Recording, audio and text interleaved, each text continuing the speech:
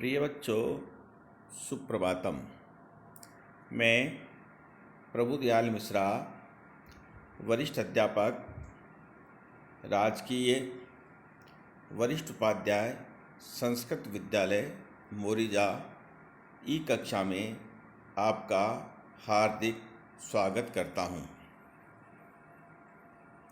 बच्चों, आज हम कक्षा 9 सामाजिक विज्ञान समकालीन भारत भाग 1 की भूगोल पाठ्यपुस्तक के अध्याय 3, जिसका नाम है अपवाह, के बारे में अध्ययन करेंगे। अपवाह शब्द का हमें पहले अर्थ जानना जरूरी है कि अपवाह कहते किसको है। तो किसी एक क्षेत्र में जो नदी तंत्र होता है, यानी मुख्य नदी और उसकी सहायक नदियों को अपवाह कहते हैं। अर्थात मुख्य नदी और उसकी सहायक नदी के तंत्र को अपवाह कहते हैं। भारत के भौतिक मानचित्र को देखिए। हमने पिछले मानचित्र में पढ़ा था, भारत के भौतिक मानचित्र में विभिन्न नदियों के बारे में। हमने जब भौतिक विभाग पढ़े थे तो नदियाँ भी देखा था, नदियों को देखा था। आप पाएंगे कि विभिन्न दिशाओं से छोटी छोटी धाराएं आकर एक साथ मिल जाती है, यानी विभिन्न दिशाओं से छोटी छोटी पानी की धाराएं आकर एक साथ मिल जाती है और एक बड़ी धारा का रूप ले लेती हैं। इस प्रकार मुख्य नदी का निर्माण होता है। मुख्य नदी में जो छोटी छोटी धाराएं आकर के मिलती हैं, छोटी छोटी नदियां आकर के मिलती हैं, उनको उस मुख्य नदी की सहायक नदियां कहते हैं। अंततः इनका निकास किसी बड़े जलाशय, झील या समुद्र या महासागर में होता है। फिर ये नदियाँ, जो छोटी छोटी सहायक नदियाँ मिलकर के एक बड़ी नदी बनाती हैं, मुख्य नदी बनाती है, अंत में वे या तो किसी झील में जा कर के मिल जाती है, या किसी समुद्र में जा कर के मिल जाती है, अथवा महासागर में जा कर के ये मिल जाती है। एक नदी तंत्र द्वारा जिस क्षेत्र का जल प्रवाहित होता है उसे एक अपवाह द्रोणी कहते हैं। अब देखिए, अपवाह द्रोणी किसी एक क्षेत्र में, उस क्षेत्र का जो जल है वो जिस नदी के द्वारा अपवाहित होता है, प्रवाहित होता है, उसे ही अपवाह द्रोणी कहते हैं।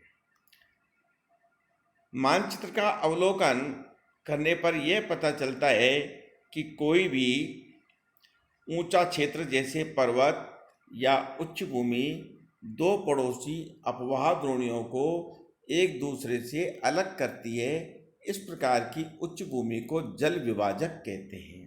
अब यह प्रश्न आ गया, जल विभाजक किसे कहते हैं? तो वह उच्च भूमि, देखिए इसमें दिखाया गया है, ये धारा ए और ये है धारा भ। जो लाल रंग से दिखाई गई है वो धारा ए है, और जो नीले रंग से दिखाई गई है वो धारा ब है। और इन दोनों धाराओं के बीच में जल विभाजक दिखाया गया है। इससे तात्पर्य ये उच्च भूमि है, यह पर्वतीय भूमि है, यह पहाड़ी भूमि है, जिसने इन दो अपवाह तंत्रों को पृथक पृथक कर दिया, अलग अलग कर दिया। यदि ये जल विभाजक नहीं होता तो इन दोनों नदियों की ये सभी धाराएं एक ही मुख्य नदी में मिल जाती। तो इस प्रकार वह उच्च भूमि या वह पर्वतीय भाग, पहाड़ी भाग जो दो पड़ोसी अपवाह द्रोणियों को पृथक करते हैं, एक दूसरे से अलग करते हैं, उसे जल विभाजक कहते हैं। यह प्रश्न आता है, क्या आप जानते हैं विश्व की सबसे बड़ी अपवाह द्रोणी अमेजन नदी की है? यानी सबसे बड़ा जो अपवाह द्रोणी है, अपवाह तंत्र है, वो है अमेजन नदी की।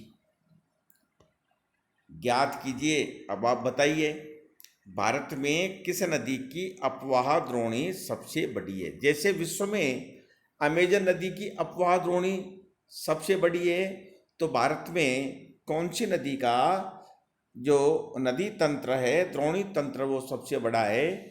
तो इसका उत्तर है बच्चों कि भारत में गंगा नदी की अपवाह द्रोणी सबसे बड़ी है।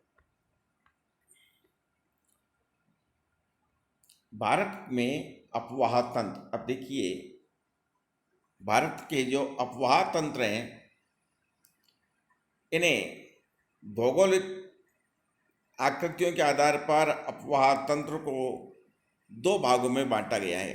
पहला, हिमालय की नदियाँ, और नंबर 2, प्रायद्वीपीय नदियाँ। अर्थात भारत में जो अपवाह तंत्र है, इन्हें भौगोलिक आधार पर दो भागों में बांटा है। जो उत्तर भारत का अपवाह तंत्र है उसे हिमालय की नदियों के नाम से जानते हैं, और प्रायद्वीपीय भाग का जो अपवाह तंत्र है, दक्षिण का जो अपवाह तंत्र है, उसे प्रायद्वीपीय नदियों के नाम से जानते हैं। भारत के दो मुख्य भौगोलिक क्षेत्रों से उत्पन्न होने के कारण हिमालय तथा प्रायद्वीपीय नदियाँ एक दूसरे से भिन्न हैं।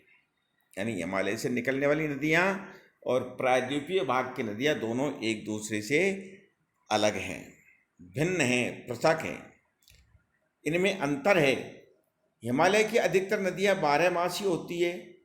इनमें वर्ष भर पानी रहता है, क्योंकि इन्हें वर्षा के अतिरिक्त ऊंचे पर्वतों से पिघलने वाले हिम द्वारा भी जल प्राप्त होता है। यानी अभी हिमालय से निकलने वाली नदियों की विशेषताएं कि ये अधिकांश नदियाँ 12 मास यानी वर्ष भर बहने वाली होती हैं। इनमें वर्ष भर पानी भरा रहता है। ये हिमालय के जो उच्च शिखर हैं, जो बर्फीले शिखर हैं, जिन शिखरों पर वर्ष भर बर्फ जमी रहती है, इनका ये जो बर्फ के शिखर हैं, इनसे वर्ष भर पानी निकलता रहता है, बर्फ पिघलती रहती है। हिम बर्फ को ही बोलते हैं। तो पर्वतों से पिघलने वाले हिम, यानी पर्वतों से जो बर्फ पिघलती है, उनके द्वारा भी पानी मिलता है हिमालय की नदियों को, और वर्षा के द्वारा भी मिलता है। हिमालय की दो मुख्य नदियाँ सिंधु तथा ब्रह्मपुत्र इस पर्वतीय श्रृंखला के उत्तरी भाग से निकलती। अब देखिए, जो हिमालय पर्वतमाला है, इसके उत्तरी भाग से दो प्रमुख नदियाँ निकली हैं। एक का नाम है सिंधु नदी, दूसरा ब्रह्मपुत्र नदी है। प्रश्न आता है कि हिमालय के उत्तरी भाग से कौन कौन सी नदियाँ निकली हैं? तो हिमालय के जो पर्वत श्रृंखला है, उसके उत्तरी भाग से सिंधु और ब्रह्मपुत्र नदी निकलती हैं। इन नदियों ने पर्वतों को काटकर गार्जों का निर्माण किया है। ये देखिए, गार्ज का चित्र दिखाया गया है। इसमें ये जो बीच का सफ़ेद भाग है, ये है पानी बह रहा है दोनों ओर, पहाड़ी पर्वतीय क्षेत्र। तो इस प्रकार पर्वतों को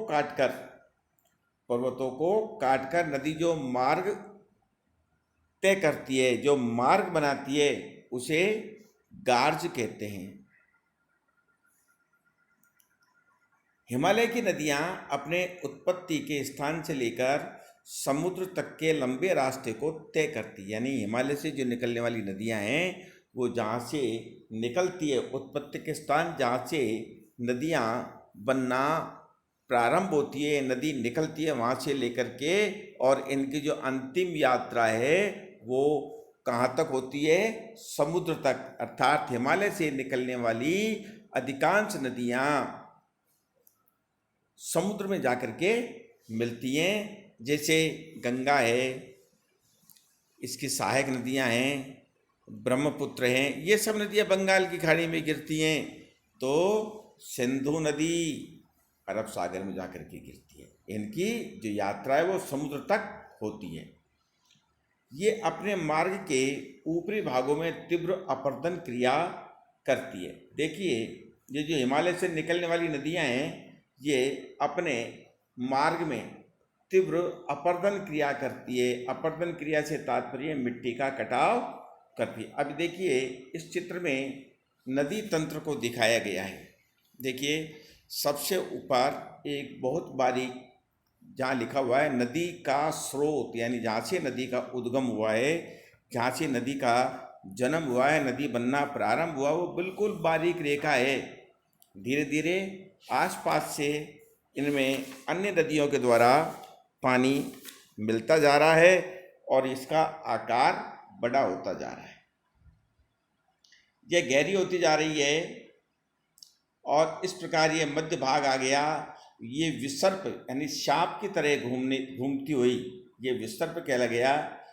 ये गोखुर झील नदी उन मैदानी भागों में बनाती हैं जब नदियों में बाढ़ आती है तो ये दूर दूर तक फैल जाती है और ये अपनी जो मिट्टी होती है, रेत होती है, उसे बीच में जमा कर देती है और इस कारण इसके बीच का जो भाग वो ऊंचा हो जाता है और नदी का बहाव सीधा रह जाता है और ये इस प्रकार गोखुर झील का निर्माण करती है।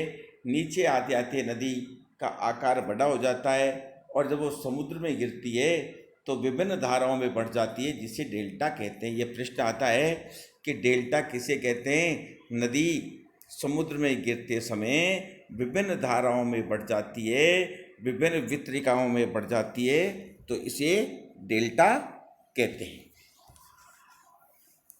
तो इस प्रकार नदी अपने मार्ग के ऊपरी भागों में तीव्र अपर्दन क्रिया करती है। अपर्दन कहते हैं मिट्टी को काटती है तथा अपने साथ भारी मात्रा में सिल्ट व बालू का संवहन करती है। और जब ये नदी बहती है तो अपने साथ मिट्टी, कंकर, गाद, बारीक कण मिट्टी के इनको लेकर के संवहन करती है, यानी अपने साथ बहा करके ले जाती है। मध्य एवं निचले भागों में ये नदियाँ विसर्प कहते हैं सांप के आकार से घूमना, जैसे सांप कभी सीधा नहीं चलता, टेढ़ा मेढ़ा घूम करके चलता है। इस प्रकार गोखुर झील तथा अपने बाढ़ वाले मैदानों में बहुत सी अन्य निक्षेपण आकृतियों का निर्माण करती है। यानी ये नदी जो बालू और सिल्ट अपने साथ लेकर के जाती है, इन्हें रास्ते में बिछा देती है, तो ये बहुत सी आकृतियों का निर्माण करती है, जिनमें गोखुर झील है, डेल्टाएं आदि। अधिकतर प्रायद्वीपीय नदियां मौसमी होती है। ये तो ही हिमालय की नदियों की बात। अब प्रायद्वीपीय नदियों की बात करते हैं तो प्रायद्वीपीय नदियां मौसमी हैं। मौसमी से तात्पर्य इन नदियों में वर्षा का ही जल प्रवाहित होता है, क्योंकि हिमालय के अलावा भारत में और कोई ऐसी पर्वतमालाएं नहीं है जहां वर्ष भर बर्फ जमी रहती हो। इसलिए प्रायद्वीपीय की जो नदियां हैं उनको वर्षा का ही जल मिलता है, वो वर्षा पर ही निर्भर हैं। शुष्क मौसम में यानी सूखे मौसम में बड़ी नदियों का जल भी घटकर छोटी छोटी धाराओं में बहने लगता है। यानी जो प्रायद्वीप की बड़ी बड़ी नदियां हैं, तो शुष्क मौसम में जब वर्षा नहीं होती उस समय इनका आकार छोटा हो जाता है, पानी की मात्रा कम हो जाती है। हिमालय की नदियों की तुलना में प्रायद्वीपीय नदियों की लंबाई कम तथा छिछली है। हिमालय की जो नदियां हैं इनकी लंबाई अधिक है, जबकि प्रायद्वीपीय नदियों की लंबाई कम है और छिछली है, गहरी कम है, कम पानी है इनमें। फिर भी इनमें से कुछ केंद्रीय उच्च भूमि से निकलती हैं तथा पश्चिम की ओर बहती है। कुछ नदियाँ ऐसी हैं जो केंद्रीय मध्य में उच्च भूमि से निकलती है और पश्चिम की ओर बहती है। क्या आप इस प्रकार की दो नदियों को पहचान सकते हैं? हाँ, हम इस प्रकार की दो नदियों को पहचान सकते हैं। वो नदियां हैं नर्मदा और ताप्ती। ये मध्य भूमि से, केंद्रीय उच्च भूमि से निकलकर पश्चिम की ओर बहती है और अरब सागर में गिरती है। प्रायद्वीपीय भारत की अधिकतर नदियां पश्चिमी घाट से निकलती हैं तथा बंगाल की खाड़ी की तरफ बहती हैं, चाहे वो महानदी है, कृष्णा है, कावेरी है। ये नदियां पश्चिमी घाट से निकलती हैं और पूर्व में बंगाल की खाड़ी में बहकर के बंगाल की खाड़ी में गिरती है। इस प्रकार ये जो प्रायद्वीपीय नदियां हैं वो कम पानी वाली होती हैं। ये पृष्ठ में आता है। हिमालय से निकलने वाली नदियां और प्रायद्वीपीय नदियों में अंतर कीजिए, तुलना कीजिए। आशा है आपके ये पाठ समझ में आ गया।